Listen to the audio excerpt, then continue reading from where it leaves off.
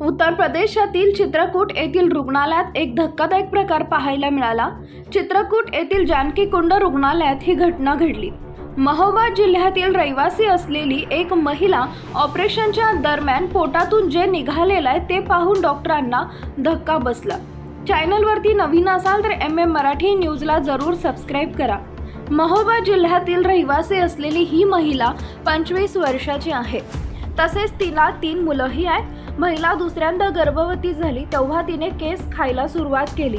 महिलेची ही सवय इतकी वाढली की ती स्वतःचे केस खाण्यासोबतच तिने आपले केस खाण्यासोबतच दुसऱ्यांचे केसही विंचरून खात होती।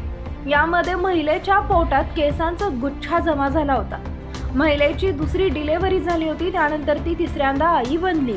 काही वेळात तिच्या पोटात त्रास होत होता, मात्र तिच्या लक्षात आलं नाही की तिला तिच्या या सवयीचा फार मोठा त्रास होणार आहे। महिलेला जेव्हा त्रास जास्त होऊ लागला तेव्हा तिने बांदा इथे आपला उपचार केला, मात्र तरीही तिला आराम मिळाला नाही। याबाबत तिने केस खाण्याच्या वाईट सवयीबाबत डॉक्टरांनाही सांगितलं नाही, मात्र महिलेला त्रास वाढू लागल्याने तिने आपला उपचार चित्रकूट येथील जानकी कुंड रुग्णालयात केला।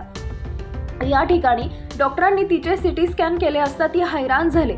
डॉक्टरांनी महिलेला जे काय खरं आहे त्याबाबत सांगायला लावलं। यावेळी महिलेने शेवटी तिला केस खाण्याची वाईट सवय असल्याचे सांगितले।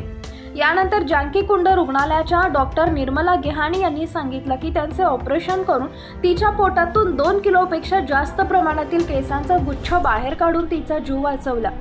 या महिलेने दुसऱ्यांदा गर्भवती झाल्यावर केस खाणं सुरू केलं होतं। जेव्हा तिचे बाळ व्हायचे तेव्हा केस खाणं बंद करायची।